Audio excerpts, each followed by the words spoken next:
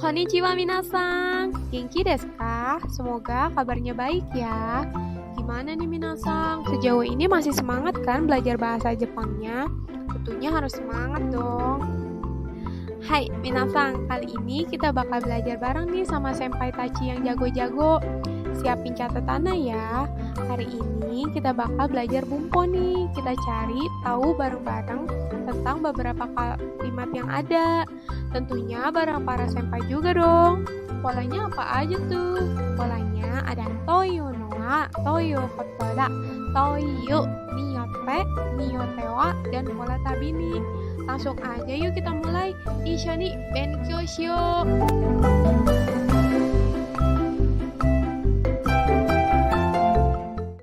Materi pertama ada toyo noa, toyo kotoda.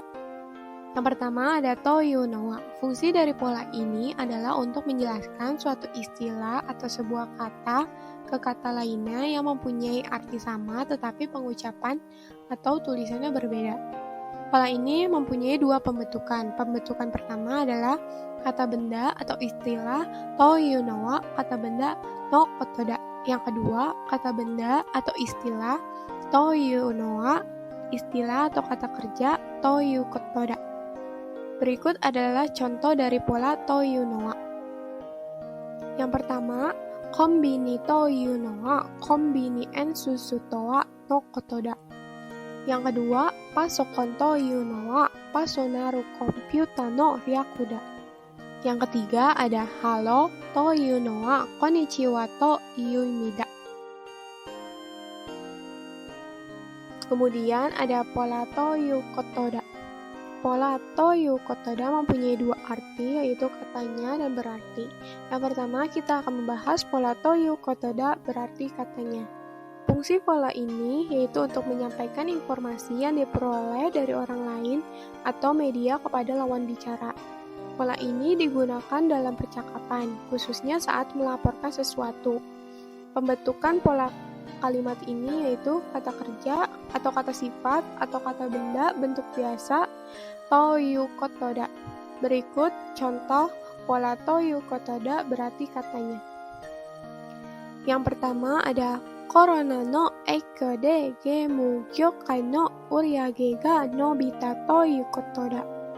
Yang kedua ada yusu ni yoru to kotoshi no natsu wa kyonen yorimo atsuku naru toyu koto desu.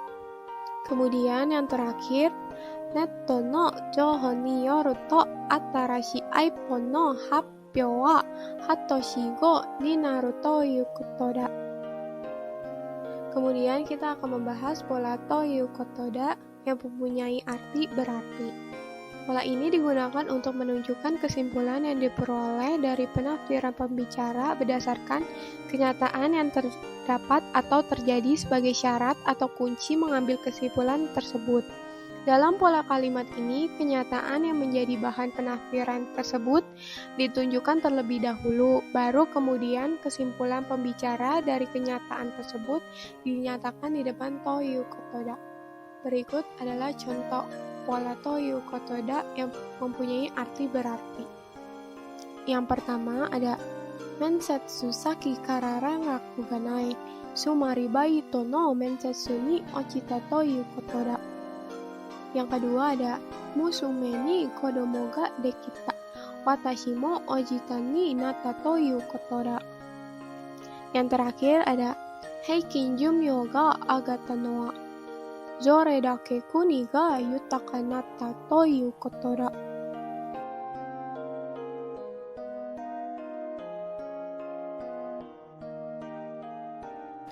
Hai minasang, untuk yang selanjutnya kita akan mempelajari pola kalimat toyu. Pola toyu ini memiliki arti yang disebut. Kemudian untuk fungsinya, pola toyu ini memiliki dua fungsi. Kita bahas fungsi pertama dulu ya. Fungsi yang pertama yaitu untuk menunjukkan nama kata benda satu yang belum atau tidak diketahui. Pola kalimat ini digunakan untuk menunjukkan nama kata benda satu yang belum diketahui oleh pembicara, lawan bicara, atau mereka berdua. Pola pembentukannya yaitu kata benda satu toyu kata benda dua. Bisa kita lihat contohnya. Yang pertama, korewa nan toyu hana desu ka? Yang berarti ini yang disebut bunga apa? Kemudian contoh yang kedua, karewa Indonesia no BCA toyu ginko de hataraite imasu. Yang berarti dia bekerja di sebuah bank di Indonesia yang disebut BCA. Kita lanjut ke fungsi yang kedua. Fungsi pola toyu untuk menggeneralisasikan kata benda satu. Kata benda satu toyu kata benda dua digunakan untuk mengeneralisasikan kata benda satu berdasarkan kategori kata benda dua dan untuk memberikan informasi, penilaian, dan keputusan tentang kata benda satu. Untuk pola pembentukannya sama seperti yang pertama.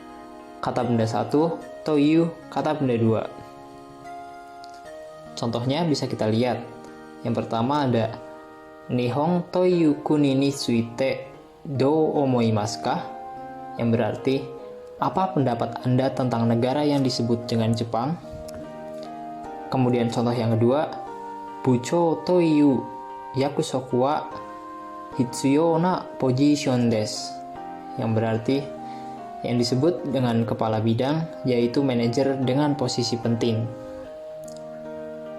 Baik, yuk kita lanjut ke materi yang selanjutnya.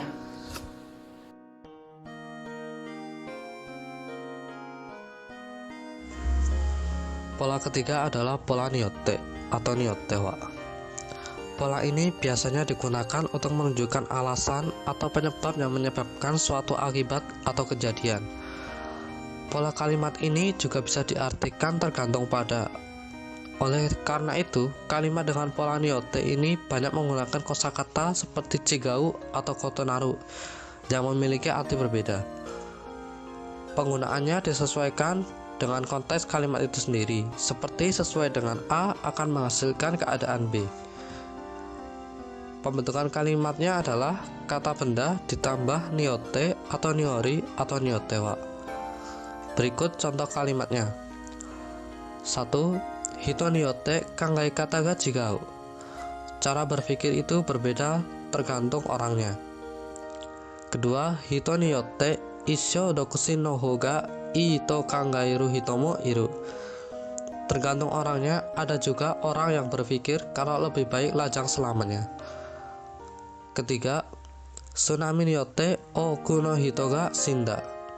Banyak orang yang meninggal karena tsunami.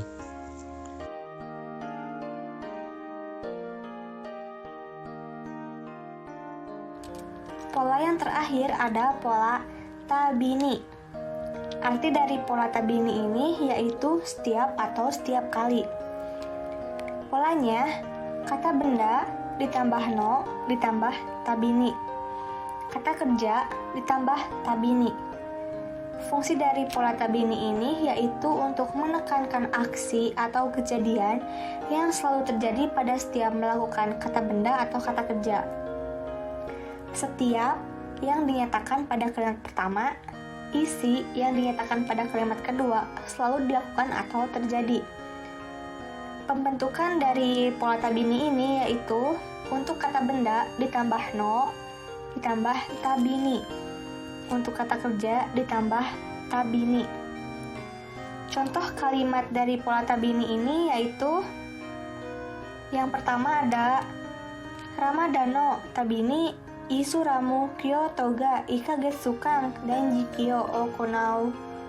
Artinya, setiap bulan Ramadan, umat Islam melakukan puasa selama sebulan penuh. Contoh yang kedua yaitu kono kyaku wo kikutabini kanashiku narimasu. Artinya, setiap kali saya mendengar lagu ini, saya merasa sedih. Nah, cukup sekian dari materi pola tabini. Terima kasih.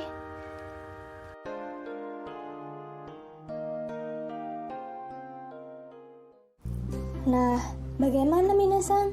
Udah paham kan sama semua pola kalimat yang udah dijelasin tadi? Gimana? Susah nggak? Biar nggak gampang lupa, diterapin ya pola kalimatnya. Dan tentu harus sesuai dong sama syarat-syarat pembentukan dan pola kalimatnya. Kayaknya itu aja deh yang bisa kami sampaikan. Ijo des. Terima kasih banyak ya minasang, karena udah menyimak materinya. Osukare sama deshita, arigatou gozaimasu.